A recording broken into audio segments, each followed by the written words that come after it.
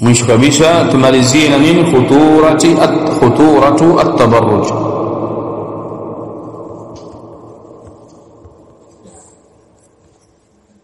Hatari ya mwanamke kutangatanga kule kudhihirisha mapambo.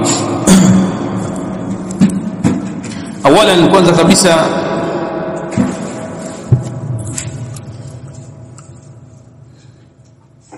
التشبه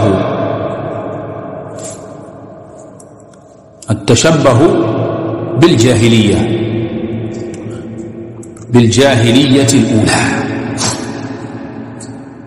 hatari ya kwanza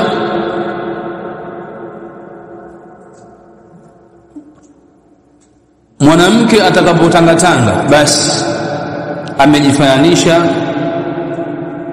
na wanawake wa kijinga wa mwanzo.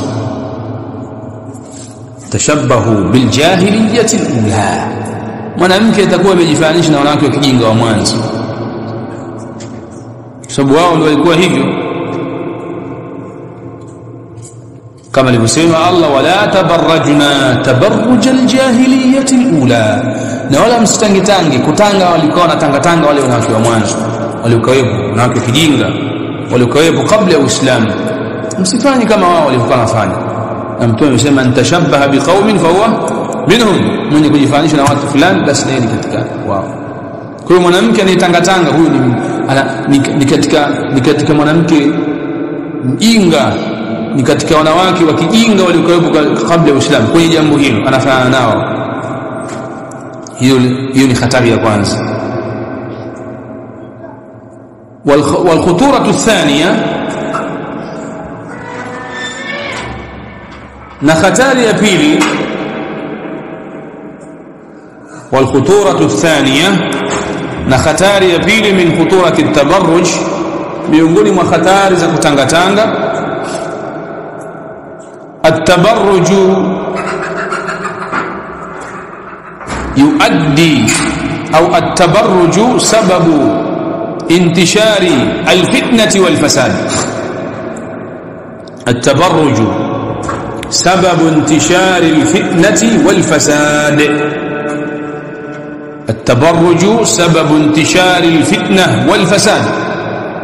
kutangatanga ni sababu inayopelekea kusambaa kwa fitna na maharibiko.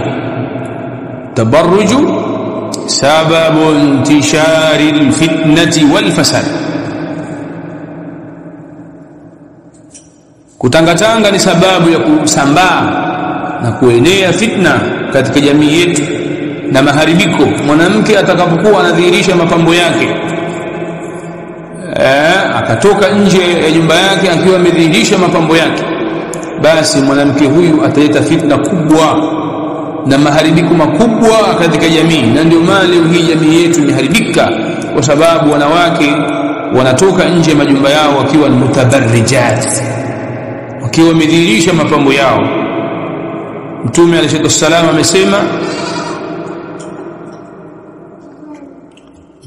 wasallam amesema, idha kharajat almar'atu, mwanamke atakapotoka nje ya nyumba yake, istashrafaha ash-shaytan, shaytan anampendezesha katika macho ya wanaume. Kwa hiyo akimpendezesha katika macho ya wanaume, imma atamfuata mwanamke huyo yeye mwenyewe au ataenda kwa wanawake wengine na kwenda kufanya nao zina.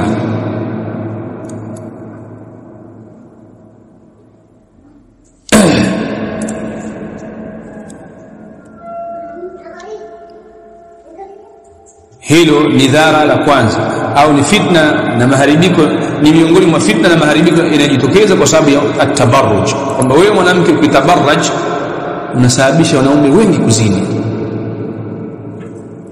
unasababisha wanaume wengi kuzini kwa sababu ya wewe, kwa sababu wewe wamekuona wakavutika na wewe, walipovutika na wewe ikawapanda hisia wakaenda kufanya zina kwa sababu ya wewe. Ndio maana sheria ikakuharamishia kutabarraj, usitangetange, jistiri, toka ukiwa umevaa hijabu ya kisheria.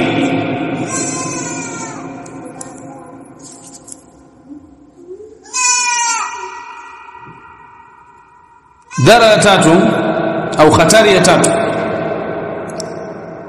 min khuturati at-tabarruj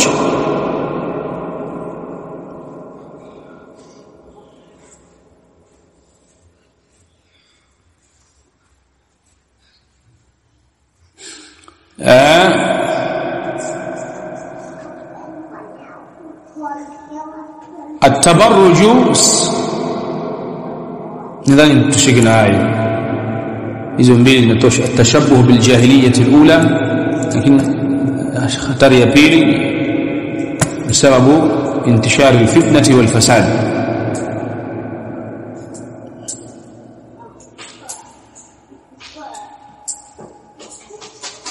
ni sababu ya kusambaa kwa fitna na maharibiko kwa sababu tabarruj inasababisha watu kuingia katika zina kuingia katika machafu mbalimbali tabarruj inasababisha ndoa za watu kuvunjika kwa sababu mwanamke atakapokuwa ametangatanga alafu akajidhihirisha kwa mwanaume mwingine atatamani awe na mwanamke kama yule mfano wake kwa ndoa ya nyumbani inakufa maharibiko yake ni mengi mujtamaa unadhaifika bali ni sababu ya kumghadhibisha Allah tabarak wa taala wa ghairi dhalika hiyo ndio maana darasa as-sabi'u 'ashara darasa ya 17 tabarruj muharram wa huwa idhhar az-zina amama ar-rijal الله ولي التوفيق وصلى الله على نبينا محمد وعلى آله وصحبه أجمعين